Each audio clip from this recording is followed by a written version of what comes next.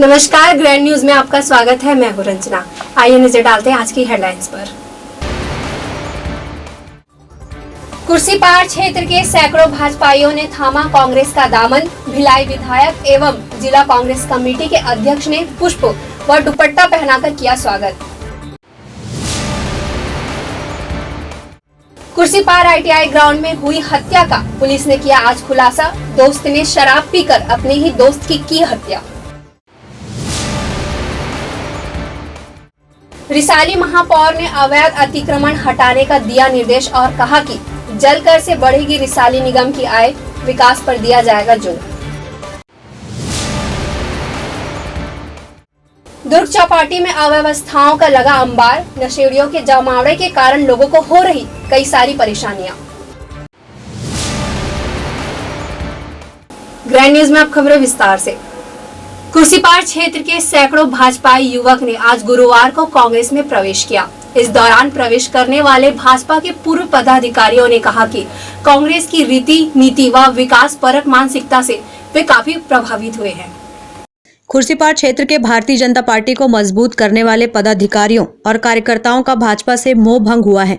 कांग्रेस प्रवेश करने वालों का कहना है कि युवा विधायक देवेंद्र यादव की कार्यशैली ने कांग्रेस में प्रवेश करने के लिए महत्वपूर्ण कारक बना।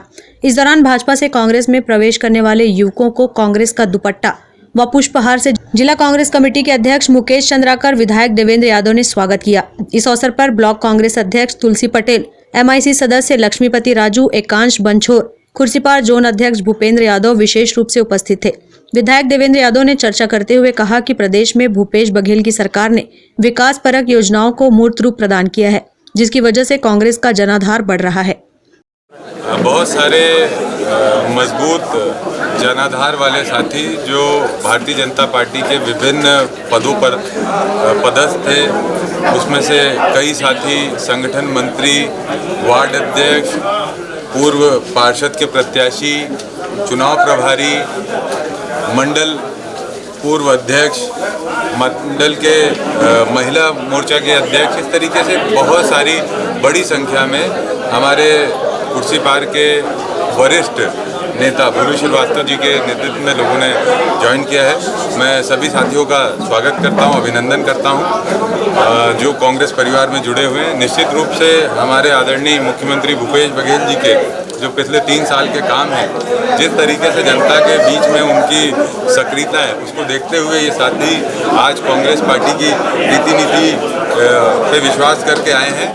हम उनका स्वागत करते हैं और निश्चित रूप से हम इन नए साथियों के साथ मिलकर और पूरी टीम के साथ मिलकर जनता की सेवा करते रहेंगे और भूपेश बघेल जी के बताए हुए पद चिन्हों पे, मार्गों पे हम लोग चलते रहेंगे। तो भारतीय जनता पार्टी के नेता तैयारी करते हैं चुनाव की, वो 6 महीने पहले आते हैं, 2 महीने पहले आते हैं, लेकिन हम हर रोज़ कांग्रेस पार्टी का हर कार्यकर्ता, हमारे आदरणीय जिलाध्यक्ष जी, हम खुद और सभी कार्यकर्ता निरंतर जनता के बीच में रहते हैं। और ये तैयारी नहीं है, ये सेवा है। हम लगातार सेवा भाव में काम करते हैं और जो लोग इस सेवा भाव में हमारे साथ कंधे से कंधा मिलाकर खड़े होना चाहते हैं, हम उन सबका स्वागत करते हैं। बीजेपी का कहना है कि जिन लोगों को आप लेकर आ रहे हैं उसका जनाधार नहीं है। ठीक है, भारतीय जनता पार्टी ऐसे ही कर करके और ऐसे ही कह के अपने एक साथियों को धीरे धीरे करके तोड़ती गई। आज बीजेपी की जो स्थिति आप देखेंगे भिलाई के अंदर, बीजेपी शून्यता पे आती जा रही है और उनका यही दुर्व्यवहार और यही अकड़पन उनको गर्द पे ले जा रहा है, लेकिन हम इससे प्रभावित नहीं होते। जनाधार जनता के बीच में रहने वालों का होता है। हम ये जानते हैं कि हम जनता के बीच में रहते हैं और हमारे साथी भी जनता के बीच में नहीं रहते हैं। और जो लोग केवल किसी एक घर पर, बंगले पर बैठकर राजनीति करते हैं, उनका दौर खत्म हो चुका है।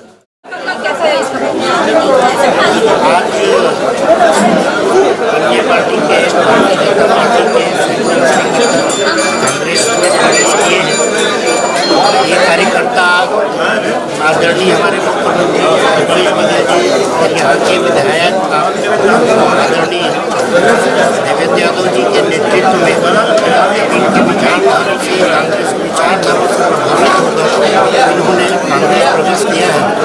ये जो कांग्रेस प्रवेश किया है, ये निरंतर इनके मन में बहुत चल रहा था। काफ़ी दिनों से ये सोच रहे थे कि हमको बेटर ऑप्शन, इनके पास बेटर ऑप्शन मिला है। कांग्रेस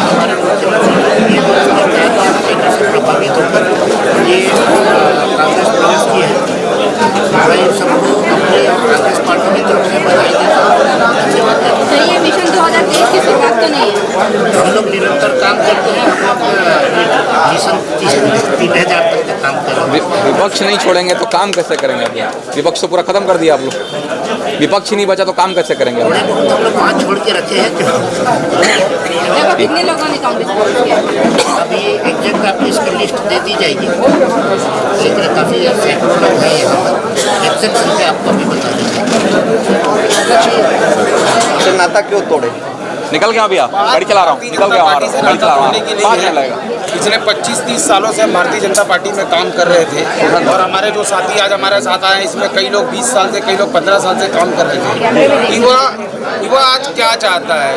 युवा सिर्फ भविष्य देखना चाहता है अपना, और हर युवा को आज कुर्सी पर का युवा हो, चाहे भिलाई का चाहे छत्तीसगढ़ का हुआ हो, हर युवा को माननीय हमारे विधायक देवेंद्र यादव जी में अपना भविष्य दिखता है। सबको पता है कि आज अगर भविष्य बनाना है और भविष्य को अगर भिलाई को कोई बनाएगा तो वो हमारे विधायक देवेंद्र यादव जी है, हमारे मुख्यमंत्री भूपेश बघेल जी है और कांग्रेस पार्टी है जो इस छत्तीसगढ़ का विकास कर सकती है। इसलिए युवा आज इनके साथ है।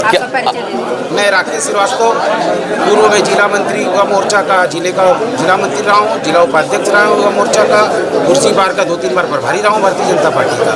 क्या 30 वर्ष में भारतीय जनता पार्टी के साथ आप जुड़े रहे, कई उसमें विधानसभा अध्यक्ष के रूप में नहीं आपको नेता मिले, कई मंत्री मिले, है ना? क्या उनके कार्यों से आप खुश नहीं थे? क्या ऐसी वजह थी कि जो देवेंद्र जी का आपको दामन थामना? 30 साल पहले जब भारतीय जनता पार्टी में हम जुड़े थे और भारतीय जनता पार्टी के लिए काम करते थे, तब भारतीय जनता पार्टी भी उस समय युवाओं के लिए सोचती थी, युवाओं के बारे में बात करती थी। आज भारतीय जनता पार्टी अपने पद से ये हो चुकी है, मतलब झड़ गई है, विमुख हो चुकी है। आज उनके समझ में नहीं आ रहा है कि क्या करने से ठीक होगा और क्या करने से ठीक नहीं। ग्रैंड न्यूज के लिए प्रशांत सिंह राजपूत के साथ निखिल कुमार पाठक की रिपोर्ट। शासकीय ITI ग्राउंड में पिछले 7 फरवरी को हुई हत्या का आज पुलिस ने खुलासा कर दिया है। पुलिस के अनुसार मृतक व उसके 2 मित्र मैदान में बैठकर शराब पी रहे थे।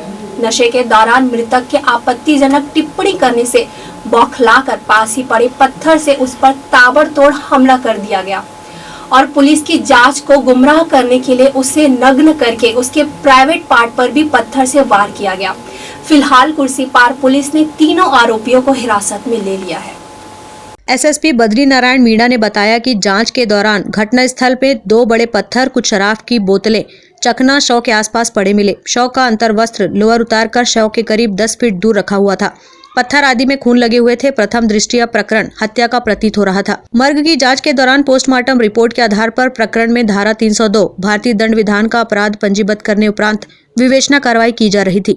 मृतक के लोअर से मृतक का मोबाइल बरामद किया गया था, जिससे उसकी पहचान श्याम कुमार उर्फ मोनू निवासी उड़िया बस्ती खुर्सीपार के रूप में हो गई थी। पुलिस अधीक्षक संजय ध्रुव एवं नगर पुलिस अधीक्षक विश्वास चंद्राकर के निर्देशन एवं थाना प्रभारी दुर्गेश शर्मा के नेतृत्व में कुल 3 टीम प्रकरण के आरोपियों के पतासाजी में जुटी रही और आरोपियों की सरगर्मी से तलाश कर रही थी। मृतक मोनू का शव नीचे से नग्न अवस्था में मिला तथा अंतर्वस्त्र घटना स्थल में सहेज कर रखा हुआ था, जिससे प्रथम दृष्टया यह प्रतीत हो रहा था कि किसी अवैध संबंध के चलते यह हत्या हुई होगी। इस दौरान पुलिस को जानकारी मिली कि घटना के दिन 3 युवक केनाल रोड पर देखे गए। पुलिस को एक युवक के हुलिये के बारे में जानकारी हुई और उसे हिरासत में लेकर पूछताछ की गई तो पूरा मामला आईने की तरह साफ हो गया। घटना के दिन बलराम क्षत्रिय की बहन रेखा सोना का लड़का हुआ है, जिसकी पार्टी के लिए पीना खाना करने के लिए आरोपी बलराम व झूमन साहू मृतक मोनू उर्फ श्याम कुमार को रात को करीब 10:30 बजे से 10:45 तक अपने साथ ITI ग्राउंड ले गए थे, जहां शराब पीने के दौरान मृतक द्वारा आरोपी बलराम के बारे में आपत्तिजनक बातें कही। इससे वह तिलमिला गया और आक्रोश में आते हुए पास में पड़े एक बड़े पत्थर को उठाकर मृतक मोनू के सिर पर ताबड़तोड़ हमला शुरू कर दिया। बलराम का एक और साथी झूमन साहू भी एक अन्य पत्थर उठाकर मोनू के चेहरे पर हमला करने लगा। आरोपियों ने बताया कि पुलिस को गुमराह करने के लिए मोनू के अंतर्वस्त्र को बकायदा शव से थोड़ी दूर जमा कर रख दिया गया था, ताकि यह समझे कि किसी अवैध संबंध का मामला है। आरोपियों ने बताया कि पुलिस को गुमराह करने के लिए मोनू के अंतर्वस्त्र को बकायदा शव से थोड़ी दूर जमा कर रख दिया गया, ताकि पुलिस यह समझे कि किसी अवैध संबंध का मामला है। मामले को सुलझाने में थाना प्रभारी दुर्गेश शर्मा की टीम ने सफलता पाई और झूमन साहू 32 वर्ष निवासी कांतिनगर जोन 3 खुर्सीपार, बलराम छत्री 30 वर्ष निवासी कांतिनगर जोन 3 खुर्सीपार व हत्या में सहयोग करने के आरोप में यशवंत कुमार यादव 26 वर्ष निवासी लवकुश नगर ACC जामुल थाना को भारतीय दंड विधान की धारा 302, 201 व 34 के तहत कार्रवाई कर न्यायालय में पेश किया, जहां से उन्हें जेल भेज दिया गया है। थाना खुर्सीपार में ITI ग्राउंड में एक डेड बॉडी मिली थी, जिसमें उसमें विवेचना करने पे ये पता चला कि इसको किसी अज्ञात व्यक्तियों के द्वारा उसको पत्थर से उसकी हत्या कारित कर दी गई। इस पर से सीएसपी के नेतृत्व में थाना प्रभारी की टीम ने इसमें विवेचना प्रारंभ की। विभिन्न इसके जो पहलू हैं उनके ऊपर कार्रवाई की गई। इसके जो लास्ट में जिसको इससे मिलने वाले हैं या इसके जो दोस्त हैं या इसके जिनसे इनकी दुश्मनी रही थी, उन सभी पहलुओं पर जाँच की गई। जांच में ये पता चला कि मृतक लास्ट टाइम में अपने कुछ दोस्तों के साथ में जाता हुआ दिखा था और उनका और पता करने पर और एक व्यक्ति के द्वारा ये बताया गया है कि घटना के बाद में उसके जो साथी लोग हैं, जो दोस्त हैं पुराने, वो भी वहाँ से उनको देखा गया है। इन्हीं चीज़ों को कोरोबरेट करते हुए और अच्छे से पूछताछ करने पर इस घटना का खुलासा हुआ। खुलासे में ये पता चला कि मृतक को झुमन साहू और बलराम क्षत्रिय ने मिलकर हत्या कर दी गई और साथ में यशवंत कुमार यादव ने उनको साक्ष्य नष्ट करने में मदद की। इस तरह से इस हत्या में 3 आरोपी हैं और तीनों को पुलिस ने गिरफ्तार कर लिया गया। हत्या के पीछे जो कारण बताया गया है, इसे बताया गया है कि जो मृतक है वो आरोपी को पर्सनल कमेंट करता था उसके क्षमता के या उसके जो मर्दानगी के ऊपर, और उसी से वो काफ़ी चिढ़ा हुआ था, जिससे क्षुब्ध होकर उसने ये हत्या की। सर, आरोपियों को पहले भी कोई आपराधिक प्रकरण? आरोपियों का आपराधिक प्रकरण नहीं है, कुछ नशे के, शराब पीने के, इस तरह की बातें हैं, बस आपराधिक प्रकरण कुछ नहीं। ग्रैंड न्यूज के लिए अतुल शर्मा के साथ निखिल कुमार पाठक की रिपोर्ट। रिसाली नगर पालिक निगम की महापौर शशि सिन्हा ने ग्रैंड न्यूज से विशेष चर्चा करते हुए कहा कि रिसाली को स्मार्ट सिटी बनाने के लिए कारगर कदम उठाए जाएंगे। नगर पालिक निगम रिसाली को 5 स्टार बनाने के लिए निगम द्वारा कई कार्य किए जा रहे हैं, जिसके लिए महापौर शशि सिन्हा ने निगम की आय बढ़ाने पर जोर दिया। समीक्षा के दौरान महापौर ने अधिकारियों को जल कर लेने, बिना अनुमति हो रहे निर्माण कार्य, स्वच्छता सर्वेक्षण, अवैध प्लॉटिंग व सनिचरी बाजार के व्यवस्थापन के निर्देश दिए हैं। बजट में हम अन्य विषयों को लेकर MIC के साथ आयुक्त की उपस्थिति में चयन की गई है और हम लोगों ने MIC वार चर्चा की। मुख्य फोकस है निगम का अन्य आय को बढ़ाने के लिए। इसमें सभी MIC के सभी सदस्य को सम्मिलित किए गए थे। ये आय को बढ़ाने के लिए अपने विशेष मुद्दों पर चर्चा हुई है। लिस्ट बनेगी, बनी नहीं है। ग्रैंड न्यूज के लिए पूजा इंदौरिया के साथ निखिल कुमार पाठक की रिपोर्ट। रिसाली निगम द्वारा स्वच्छता के प्रति लोगों को जागरूक करने के लिए रंगोली प्रतियोगिता का आयोजन किया गया। इस प्रतियोगिता में महिला स्वयं सहायता समूह की सदस्यों ने बढ़ चढ़कर हिस्सा लिया।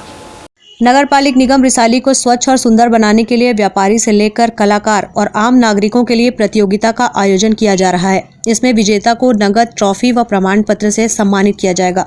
इस प्रतियोगिता का उद्देश्य शहर को स्वच्छ बनाने में आम लोगों को जागरूक करना है। जागरूकता महाअभियान प्रतियोगिता में क्षेत्र की स्व सहायता समूह के सदस्यों ने भी भागीदारी दी। निरीक्षण MIC मेंबर अनूप डे ने किया। मैं आज स्वच्छता अभियान के बारे में रंगोली बनाई हूँ। मैं चाहती हूँ कि सभी अपने अपने घरों में या आसपास कचरे ना फैलाएं, कूड़े में ही डालें। ये रंगोली प्रतियोगिता, इसमें जो स्वच्छता अभियान भी चल रहा है, जो हमारे आसपास को स्वच्छ रखे और बीमारियों से बचाए। स्वच्छता के बारे में ही निकाले थे रैलियाँ, गिल्ला कचरा और सूखा कचरा के बारे में ही ये करे थे। हाँ, घर घर के बाथरूम में जाकर, उन टॉयलेट में जाकर पूरा ये करे हैं, सर्वे करे हैं।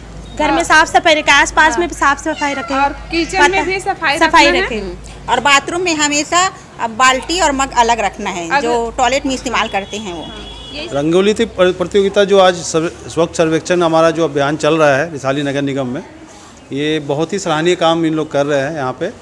और हम लोगों का ये 5वां-6वां दिन है आज। तो हम लोग कंटिन्यू वार्डों में भी जाके सफाई का चल रहा है, जितने भी अभियान हो रहे हैं, और हमारे सफाई कर्मचारी भी लगे हुए हैं और हमारे लोग भी लगे हुए हैं, हमारे वार्ड के लोग भी लग रहे हैं और साथ में छोटे बच्चे भी इस बात में बहुत ज़्यादा हमारा सहयोग कर रहे हैं। और रंगोली प्रतियोगिता जो आज हमारे को क्या है, जो बहुत सुंदर और बहुत ही सीखने लायक चीज़ है जो इन्होंने बनाया है। मैं इनको बहुत इनका आभारी हूँ कि बहुत अच्छी चीज़ें इन लोगों ने आज बताया, सीखने को मिला इनसे। और ये अभियान चलता रहेगा और लोगों को बस यही एक विनती है कि लोग अपने आसपास और अपने घर को साफ सुथरा रखें और ज़्यादा से ज़्यादा लोगों को इसको अवेयरनेस, ज़्यादा से ज़्यादा लोगों को इसके लिए समझाएं। ग्रैंड न्यूज़ के लिए पूजा इंदौरिया के साथ निखिल कुमार पाठक की रिपोर्ट। दुर्ग शहर के हृदय स्थल पर स्थित नगर चौपाटी इन दिनों अपनी दुर्दशा पर आंसू बहा रहा है। जनता की सुविधा और मनोरंजन के लिए बनाई गई नगर चौपाटी नगर निगम के अधिकारियों की लापरवाही के चलते पूरी तरह चौपट हो चुकी है, जहां हर वक्त असामाजिक तत्वों का डेरा लगा रहता है, जिससे चौपाटी पहुंचने वाले लोगों को काफी दिक्कतों का सामना करना पड़ता है। पेश है ग्रैंड न्यूज की एक खास रिपोर्ट। दुर्ग शहर के हृदय स्थल पर डॉक्टर सरोज पांडे के कार्यकाल में बनाई गई नगर चौपाटी अपनी दुर्दशा पर आंसू बहा रही है, लेकिन इसकी सुध लेने वाला कोई नहीं है, जिसकी वजह से चौपाटी पूरी तरह से चौपट हो गई है। आपको बता दें कि नगर निगम के द्वारा शहर में स्थित सभी बाग बगीचों के संधारण और सौंदर्यीकरण की योजना पिछले कई वर्षों से बनाई जा रही है और कुछ बड़े जनप्रतिनिधियों के मोहल्लों में स्थित बाग बगीचों का संधारण व निर्माण भी कर दिया गया, लेकिन नगर निगम कार्यालय से महज चंद कदमों की दूरी पर स्थित नगर चौपाटी की तरफ न तो दुर्ग विधायक और महापौर का ध्यान है, न ही आयुक्त का, जिसकी वजह से जनता की सुविधा और मनोरंजन के उद्देश्य से बनाई गई चौपाटी चौपट हो गई है। चौपाटी में कभी इन झूलों में बच्चों की किलकारियां गूंजा करती थी और लोगों की भीड़ से चौपाटी गुलजार हुआ करता था, लेकिन अब चौपाटी में टूटे फूटे झूले, चारों तरफ फैली गंदगी और लाखों रुपए खर्च कर बनाई गई मिनी ट्रेन यूं ही कबाड़ होकर पड़े हैं। यही नहीं, चौपाटी में रात में ही नहीं बल्कि दिन के समय भी असामाजिक तत्वों का डेरा लगा रहता है और आए दिन चौपाटी में मारपीट की घटना को अंजाम दिया जाता है, जिससे चौपाटी में व्यवसाय करने वाले छोटे व्यवसायी काफी परेशान है। चौपाटी में पहुंचे लोगों से जब बातचीत की गई तो उन्होंने बताया कि अधिकारी रोज ही यहां आते हैं और संधारण की बात कहकर जाते हैं, लेकिन संधारण आज तक नहीं हुआ, जिससे चौपाटी की दशा पूरी तरह से चौपट हो गई है। नगर निगम को चाहिए यहाँ सफाई करवाए, है ना, सफाई बहुत ज़रूरी है नगर निगम इस चौपाटी की। और यहाँ कुछ असामाजिक तत्व लोग जो आते हैं उनके कारण यहाँ अच्छे लोग नहीं आ पाते। सबसे बड़ी समस्या उसकी व्यवस्था कर दे तो ये चौपाटी चल निकलेगी। ठीक। और इस तरह नगर निगम ध्यान नहीं देती है। दुकानें बना के ज़रूर दे दी है, चंद लोग बैठे हुए हैं, अपनी रोजी रोटी कमा रहे हैं। इसको अब तक और ज़्यादा प्रोग्रेस करना चाहिए था और ज़्यादा इसकी वो होती, मगर नगर निगम अनदेखी करती है, इस कारण ये पीछे बहुत ज़्यादा ख़राब है। ध्यान देना चाहिए इन लोगों को। हम तो बोलते हैं कि आप हमको अगर मेंटेनेंस करके देंगे तो हम भी मेंटेनेंस देंगे आपको, उससे कि हमारी भी दुकानदारी बढ़ेगी, उससे भी हमारी ये होगी। लेकिन वो है कि हाँ साधन दे दिया। आप कितने सालों से यहाँ पर व्यवसाय? लगभग 7 साल हो गया दुकान चला। किस तरह की परेशानियाँ आ रही हैं? यहाँ दलिद्री ज़्यादा है, मारपीट ज़्यादा होती है, यहाँ कोई कार्रवाई नहीं होती है, लन फन वाला काम ज़्यादा होता है। हम बोल देंगे तो हमारी दुकान को नुकसान पहुँचाने की कोशिश करते हैं, इसलिए ज़्यादा बोलना भी संभव नहीं हो रहता है। मेन लोग चलाते हैं दुकान, बाकी सब लेडीज ही चलाते हैं। तो ऐसा कुछ होता है ना तो सब दुकान बंद करके जाने की कोशिश करते हैं। ऐसा कोई बड़ा हादसा आपके नज़र के सामने बहुत कुछ हुआ है यहाँ, मारपीट, चाकू भोंगना, ये करना बहुत सारी हुई है, लेकिन अब देख के क्या कर सकते हैं बताइए। यहाँ पुलिस प्रशासन दौरे देते हैं? दौरे देते हैं। जब उनको ऊपर से मिलता है कि हाँ ऐसा कुछ हो रहा है तब आते हैं। ऐसा जैसे रोड रनिंग में आना चाहिए उनको, नहीं आते हैं। हम तो कई बार कंप्लेंट की, ऐसा ऐसा बात है, ऐसा ऐसा होता है सर, हम लेडीज से हैं, आते हैं, दुकान चलाते हैं, तमाशा होता है, परेशानी होता है, और देखिए तो आप लोग क्यों चिल्लाते करके एक साहब बीच में आए थे, कब की बात है याद नहीं आ रहा मुझे तारीख, मैं आपको बता देती हूँ। नागपुर चौकी से ही आए थे। ऐसी ऐसी बात है, ऐसी ऐसी होता है, ऐसा वाला काम है। कार्रवाई के नाम से सुन रहे हैं? नहीं, कार्रवाई तो कुछ नहीं होती है। वहीं नगर निगम आयुक्त हरेश मंडावी ने बताया कि चौपाटी के संधारण की बात MIC में रखी गई है और जल्द ही चौपाटी के सौंदर्यीकरण योजना पर विचार किया जाएगा। चौपाटी जो है वो देखा जाए तो वाकई में उसकी स्थिति खराब है। उसके लिए हम लोग अभी विशेष रूप से प्लान कर रहे हैं कि जिस प्रकार से पहले संचालन होता था उस प्रकार से चल जाए। इसके लिए हम अभी वेंडर भी ढूंढने का प्रयास किए। अभी हम उसको नए सिरे से उसको रिनोवेट करके हम उसको बिल्कुल नए सिरे से संचालन का हम लोग उसको प्लान कर रहे हैं। अगली MIC में इसको हम प्रस्तुत भी करेंगे। और अभी लास्ट में वेंडिंग कमेटी की जब मीटिंग हुई थी उसमें भी यह डिस्कशन किया गया था कि उसको फिर से नए सिरे से उसको चालू किया जाए ताकि लोगों का जो शहर के बीचों बीच मध्य स्थल में जो बना हुआ चौपाटी है वो उपयोग भी कर सकें। इसका विशेष प्लान करके हम नेक्स्ट MIC में इसका हम प्लान रखेंगे। प्रक्रिया हमारी शुरू है, हम इसे प्लान कर भी रहे हैं, विभिन्न स्तरों पर हम प्रयास कर रहे हैं। बस उसको हम क्योंकि यह नीतिगत निर्णय होता है, इस कारण से इसको हम MIC में रखकर इस पर डिस्कशन करेंगे, हम उसमें आगे तभी काम करेंगे। फिलहाल नगर निगम द्वारा निर्मित चौपाटी के संधारण व सौंदर्यीकरण की योजना जल्द ही नगर निगम को बनानी चाहिए, जिससे एक बार फिर चौपाटी बच्चों की किलकारियों और लोगों की भीड़ से गुलजार हो और नगर निगम की कार्यशैली पर सवालिया निशान भी न लगे। ग्रैंड न्यूज के लिए दुर्ग से वीना दुबे की रिपोर्ट। वक्त हो चला एक छोटी सी ब्रेक का, बने रहिए ग्रैंड न्यूज के साथ।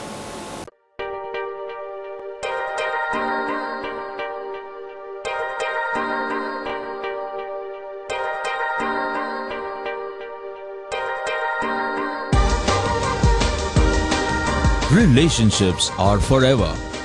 Out of all loved ones, your children are most precious.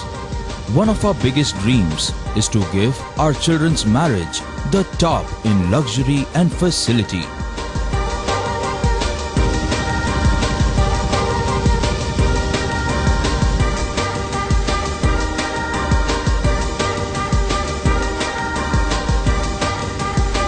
In today's busy life, you cannot afford to take time out for everything to be perfect for your marriage.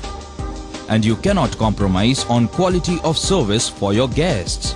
Our customized marriage packages are made just according to your wish.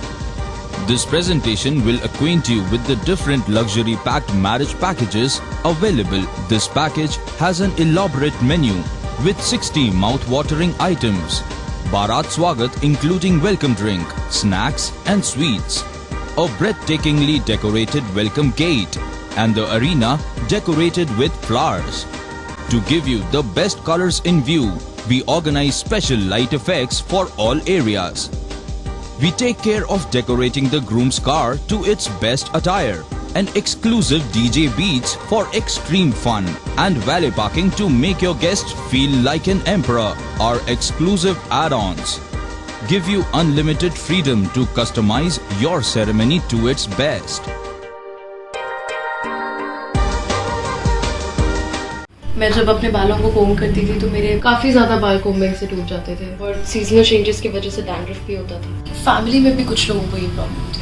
तब मुझे मेरी friend ने वास्तु गुरुजी hair oil suggest किया, जिसके सिर्फ 2 uses बाद ही मुझे ऐसा लगा जैसे मेरी स्कैल्प क्लीन महसूस हो रही है और सिर्फ 4 वॉशेस बाद ही मेरी हेयर फॉल और डैंड्रफ की प्रॉब्लम ऑलमोस्ट जड़ से खत्म हो गई। और इस ऑयल की सबसे अच्छी बात यह है कि ये होममेड है और उससे भी अच्छी बात यह है कि ये वर्क करता है।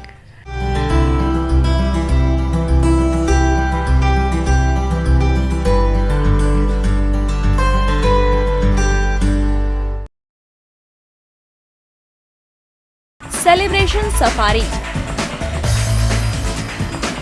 बारनावा पारा वाइल्ड लाइफ सेंचुरी में स्थित खूबसूरत cottage and rooms, Bastar art से सुसज्जित शानदार कॉटेज, सर्व सुविधा युक्त रूम्स, बाथटब युक्त बाथरूम, स्विमिंग पूल, बच्चों के खेलने के लिए पार्क, खान पान की व्यवस्था, प्रोफेशनल सर्विस, सेंचुरी घुमाने के लिए वाहन की व्यवस्था। Celebration safari Barnawapara. For booking and more details contact 9425507202। Break के बाद आपका स्वागत है। मैत्री कुंज रिसाली में नाला को अवरुद्ध करने पर रिसाली निगम द्वारा बेदखली अभियान चलाया गया। इस अतिक्रमण के कारण 4 माह से नाला निर्माण कार्य अटका हुआ था। मैत्री कुंज रिसाली स्थित आकृति अपार्टमेंट द्वारा 100 फीट नाले की जमीन और अपार्टमेंट के निकट रहने वाले योगेश्वर वर्मा ने 50 फीट जमीन पर अतिक्रमण कर बाउंड्री वॉल बना रखा था, जिसकी शिकायत और स्थल निरीक्षण के बाद निगम ने नोटिस जारी किया था, जिसके बाद भी अतिक्रमण नहीं हटाया गया, जिसके बाद निगम के अधिकारियों द्वारा बेदखली कार्रवाई की गई। इस स्थान पर निगम द्वारा 85 लाख लागत से 400 मीटर का नाला निर्माण किया जाना है। ग्रैंड न्यूज के लिए पूजा इंदौरिया के साथ निखिल कुमार पाठक की रिपोर्ट। श्री सती चौरा माँ दुर्गा मंदिर गंजपारा दुर्ग में प्रतिवर्ष की तरह इस वर्ष भी माघ की गुप्त नवरात्र पर्व पर मंदिर परिसर में 9 दिवस तक विशेष आयोजन किया गया। गुप्त नवरात्र पर्व पर प्रतिदिन माताजी का अभिषेक, पूजन, हवन, पाठ का आयोजन किया गया, जिसमें प्रतिदिन धर्म प्रेमियों द्वारा अपने परिवार के सभी सदस्यों के साथ उपस्थित होकर माताजी का अभिषेक किया गया। गुप्त नवरात्र अष्टमी के अवसर पर मंदिर के मुख्य पुजारी पंडित सुनील पांडे के द्वारा हवन, पूर्णाहुति, आरती कराई गई एवं विशेष रूप से काल भैरव जी की पूजा अर्चना की गई, जिसमें भैरव बाबा जी का विभिन्न औषधियों से अभिषेक किया गया। समिति के कुलेश्वर साहू ने बताया कि आज दिनांक 10 फरवरी को नवमी के अवसर पर प्रातः 9 बजे से माताजी का अभिषेक, हवन, पूजन, आरती की गई है। तत्पश्चात 51 कन्या माताओं के कन्या पूजन का आयोजन किया गया। मंदिर परिसर में महिला मंडल द्वारा 51 कन्या माताओं का पूजन कर पैर में माहुर लगाया गया। सभी कन्याओं को चुनरी उड़ाकर आरती की गई। कन्या माताओं की आरती के पश्चात सभी कन्याओं को कन्या भोज कराया गया। कन्या भोज के पश्चात कन्या माताओं को भेंट स्वरूप प्लास्टिक डिब्बा, बैग, मिष्ठान, फल, चॉकलेट, खिलौने, नगद राशि भेंट की गई। आज गुप्त नवरात्रि के पावन पर्व में नवमी तिथि में हर वर्ष की भांति इस वर्ष भी महाकन्याओं का भोज कराया गया, जिसमें 51 कन्याओं का भोज कराया गया और माता रानी से ये विनती की गई कि भारी कोरोना काल के संकट दूर हो, शहरवासी खुश हो, प्रदेश में सुख शांति समृद्धि बना रहे, इसलिए सत्ती चौरा दुर्गा मंदिर समिति के द्वारा यह आयोजन किया गया, जो बहुत ही अच्छे तरीके से हमारे शहर के महापौर के द्वारा यह उपस्थिति दिया गया। माता रानी हम सबकी मनोकामना पूर्ण करे। जय माता दी।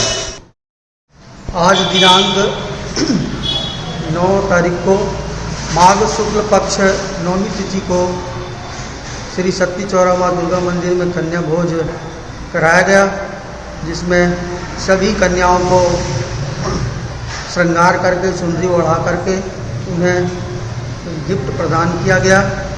और ये जो कन्या भोज है हर नवरात्रि में कराया जाता है। इसी उपलक्ष्य में आज गुप्त नवरात्रि के पावन अवसर पर 9वीं तिथि को कन्या भोज कराया गया, जिसमें 51 कन्याओं का यहाँ पर पूजन एवं कन्या भोज कराया गया। वहीं मंदिर समिति के सदस्य बंटी शर्मा ने भी अपनी प्रतिक्रिया। सत्ती चौरा माँ दुर्गा मंदिर के इस पावन परिसर में माघ के अवसर पर आज 9वीं के अवसर पर कन्या भोज का आयोजन किया गया। पूरे देश में, पूरे इस संसार में, इस पृथ्वी पर 4 नवरात्रि बनती है। इस 4 नवरात्रि में 2 गुप्त नवरात्रि होती है, एक चैत्र नवरात्रि और एक क्वार नवरात्रि। 4 गुप्त नवरात्रि होती है। चारों गुप्त नवरात्रि में इस नवरात्रि के चारों पर्व पर सत्ती चौरा माँ दुर्गा मंदिर में कन्या भोज का आयोजन किया जाता है। माघ की इस गुप्त नवरात्रि का एक विशेष महत्व है। जगह जगह माताओं की पूजा अर्चना और देवी शक्ति का आशीर्वाद लेने के लिए आयोजन होता है। श्री सत्ती चौरा माँ दुर्गा मंदिर प्रतिवर्ष कन्या भोज का आयोजन करती है, जिसमें आज 9वीं के अवसर पर माता के इस परिसर पर 51 कन्याओं को बैठाकर कन्या भोज कराया गया। सभी को तिलक लगाकर सभी की पूजा अर्चना समिति की महिलाओं और सदस्यों के द्वारा किया गया और सभी कन्या माताओं को भेंट स्वरूप उनके उपयोग की सामग्री देकर उनका आशीर्वाद लेकर विदा किया गया। सत्ती चौरा पर प्रतिवर्ष कन्या भोज का आयोजन होता आ रहा है और चारों नवरात्रि पर यह आयोजन होता है कि सुख समृद्धि, पूरे देश में सुख समृद्धि छाए, इस उद्देश्य को लेकर यह आयोजन होता है। और प्रतिवर्ष देश में कन्या माताओं को माता के रूप में पूजा जाए, एकमात्र उद्देश्य को लेकर सत्ती चौरा पर प्रतिवर्ष कन्या भोज होता है।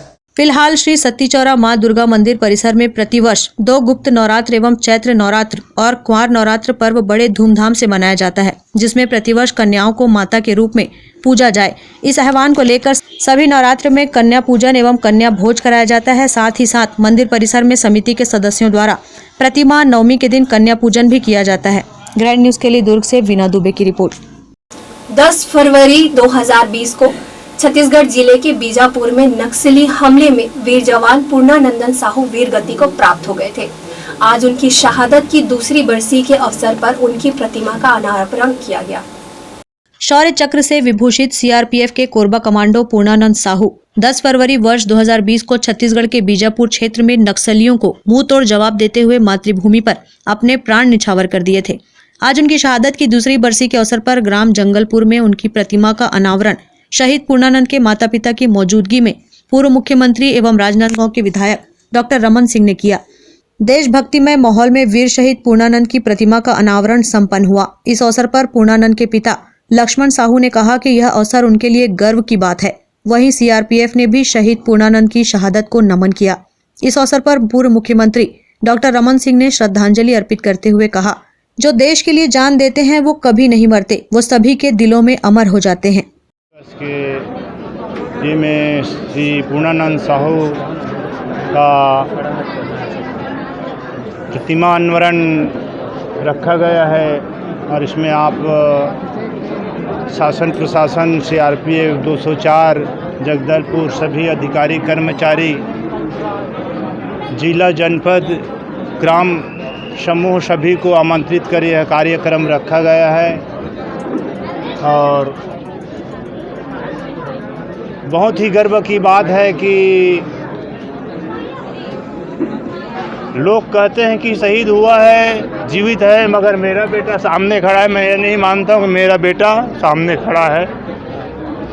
और ज़्यादा न कहते हुए बस इतना कहकर कोबरा बटालियन में काम करता था, कमांडो की हैसियत से जिसने बड़ी लड़ाई लड़ी और उसकी शहादत के बाद उनके माता पिता ने आज मूर्ति का यहाँ पे स्थापना किया, पूरे गांव वालों ने, परिजनों ने, और आज उनकी मूर्ति के अनावरण के लिए मुझे आना पड़ा। पूर्णानंद की शहादत जिस बड़े युद्ध में हुआ, नक्सलियों के साथ लड़ते हुए वीरगति को प्राप्त हुआ, निश्चित रूप से देश के रक्षा के लिए, प्रजातंत्र के रक्षा के लिए नक्सली आतंकवाद से लड़ने का दुस्साहसपूर्ण काम किया। ऐसे वीर जवानों को, ऐसे वीर सपूतों को हम आज उनके मूर्ति के अनावरण में श्रद्धापूर्वक याद करते हैं, श्रद्धांजलि अर्पित करते हैं। माता पिता को भी मैंने आज कहा कि ऐसे वीर सपूत पैदा कर इस मिट्टी को धन्य किया, इस देश को धन्य किया, और आज इस शुभ अवसर, इस अवसर पर मैं अपनी ओर से विनम्र श्रद्धांजलि अर्पित करता हूं और इन्हें हमेशा हमेशा याद किया जाएगा। जो देश के लिए जो शहीद होता है वो कभी मरते नहीं, वो लोगों के दिल में हमेशा हमेशा के लिए याद रखते हैं। उनका कार्यकाल बहुत ही अच्छा था और हम पूरी सीआरपीएफ परिवार से आज उनकी शहादत को सत सत नमन करते हैं, उनकी बहादुरी को याद करते हैं और शहीद परिवार के लिए हमारे बल के तरफ से जो भी मदद हो सकेगी हम हमेशा उसके लिए प्रयासरत रहेंगे। सर, इनकी अनपढ़ नियुक्ति के मामले चल रहे हैं, ये सरकारी प्रक्रिया है और इसमें कार्रवाई आगे जारी है। शौर्य चक्र विभूषित शहीद पूर्णानंद की शहादत की दूसरी बरसी पर उनकी प्रतिमा अनावरण के दौरान बड़ी संख्या में ग्राम जंगलपुर सहित आसपास के गांव के लोग और सीआरपीएफ, पुलिस विभाग, एनसीसी कैडेट सहित देश प्रेमी जनता उपस्थित रहे। इस दौरान शहीद पूर्णानंद की प्रतिमा पर लोगों ने माल्यार्पण और पुष्प अर्पित करते हुए उन्हें अपनी भावभीनी श्रद्धांजलि दी और भारत माता की जय घोष और शहीद पूर्णानंद अमर रहे के नारे लगाए। Bureau report, grand news. Rajnandgaon जिले खुज्जी क्षेत्र की विधायक छन्नी साहू इन दिनों अपनी एक्टिवा से बगैर सुरक्षा व्यवस्था के घोर नक्सल प्रभावित क्षेत्र का दौरा कर रही हैं। एट्रोसिटी एक्ट के मामले में अपने पति को पुलिस को सौंपने के बाद रेत माफियाओं पर कार्रवाई नहीं होने से क्षुब्ध होकर राजनांदगांव जिले के खुज्जी विधानसभा क्षेत्र की विधायक छन्नी साहू ने अपनी सुरक्षा त्याग दी थी। इसके बाद से लगातार छन्नी साहू अपने क्षेत्र का दौरा अपने दोपहिया वाहन में अकेले ही कर रही है। खुज्जी विधानसभा का एक बड़ा हिस्सा घोर नक्सल प्रभावित है। वनांचल क्षेत्र होने की वजह से यहाँ कई नक्सली घटनाएं भी हुई है। इसके बावजूद अपनी सुरक्षा की परवाह न करते हुए खुज्जी विधायक छन्नी साहू अकेले ही अपने क्षेत्र का दौरा कर रही है और ग्रामीणों के बुलावे पर कई कार्यक्रमों में शामिल भी हो रही है। नक्सल प्रभावित क्षेत्र में बिना सुरक्षा के विधायक के इस तरह से घूमने से कभी भी किसी अनहोनी से इनकार नहीं किया जा सकता। बिना सुरक्षा के नक्सल प्रभावित क्षेत्रों का दौरा कर रही विधायक छन्नी साहू का कहना है कि वे तब तक सुरक्षा नहीं लेंगी जब तक पुलिस रेत माफियाओं पर कार्रवाई नहीं करती। सबसे पहले तो मैं यही कहना चाहूँगी, सत्य परेशान हो सकता है पर पराजित नहीं। मैं अपनी सुरक्षा तभी लूँगी जब तक गलत फर्जी तरीका से एफआईआर करवाए हैं रेत माफियों ने, उनके खिलाफ अगर कार्रवाई नहीं करेंगे, उनके ऊपर एफआईआर नहीं करेंगे, तब तक मैं अपनी सुरक्षा वापस नहीं लूँगी।